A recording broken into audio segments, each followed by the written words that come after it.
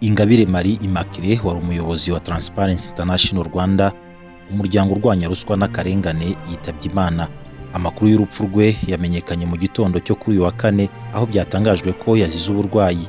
Yari afite imyaka 64 y'amavuko. Ingabire Marie Immaculée ni umunyarwandakazi wabaye umuyobozi w'umuryango mpuzamahanga urwanya ruswa n'akarengane Transparency International Rwanda.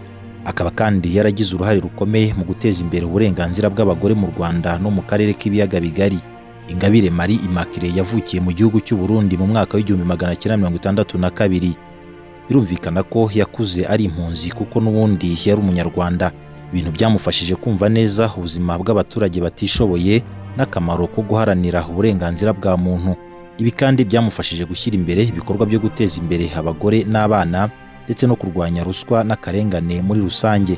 Yari afite impamyabumenyi y'icyiciro cya gatatu cya kaminuza mu by'amategeko yakuye muri kaminuza ya Pretoria muri Afurika y'Epfo. Si ayo mashuri gusa yize kuko yari afite n'impamyabumenyi mu itangazamakuru n'itumanaho yakuye muri Université Libre mu Bufaransa.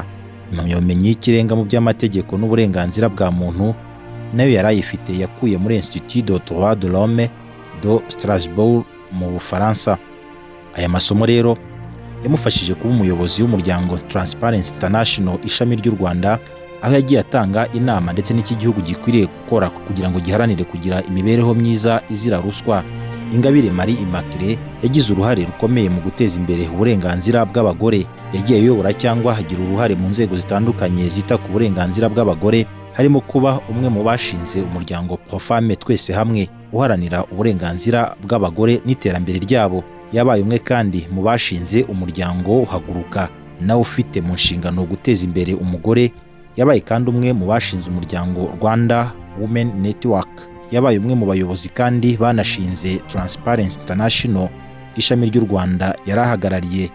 Mu buyobozi bwe, Transparency International Rwanda yegukanye igihembo cy'umunyamuryango wagaragaje ibikorwa by'indashyikirwa mu guteza imbere imiyoborere myiza mu Rwanda mu mwaka w'2012.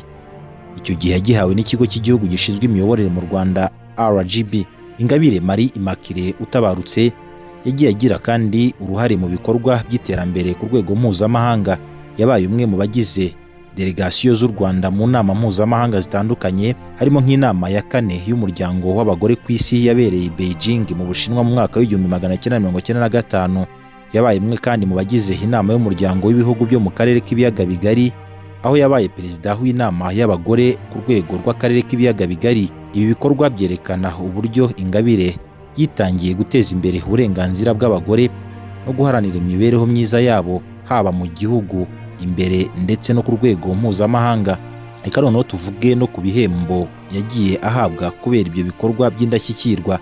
Ingabire yahawe igihembo cy'umuyobozi wagaragaje ibikorwa by'indashyikirwa mu guteza imbere imiyoborere myiza mu Rwanda mu mwaka w'2012, agihawe na RGB nk'uko twabigarutseho hejuru. Yabaye umwe kandi mu bagize delegasiyo y'u Rwanda mu nama mpuzamahanga zitandukanye, harimo inama ya 4 y'umuryango w'abagore ku isi yabereye i Beijing mu 1995. Ibihembo n'icyubahiro yahawe bigaragaza umuhate we mu guteza imbere uburenganzira bw'abagore ndetse no guharanira imibereho myiza. Kubera ibikorwa bye by'indashyikirwa, Ingabire Marie Immaculée yagiye agaragara mu bitangazamakuru bitandukanye, harimo ibiganiro ku maradiyo n'amateleviziyo, aho yaganiraga ku ngingo zijyanye n'imiyoborere myiza, uburenganzira bw'abagore ndetse n'iterambere muri rusange. Urugero ni nko mu kiganiro Ubyumva Ute cyahise kuri KT Radio. Ingabire yavuze ku buryo urugo rubi rurutwa na gereza, agaragaza ko abana batandukanye bishora mu byaha babiterwa ahanini n'imiryango ibanye mu bibazo by'amakimbirane.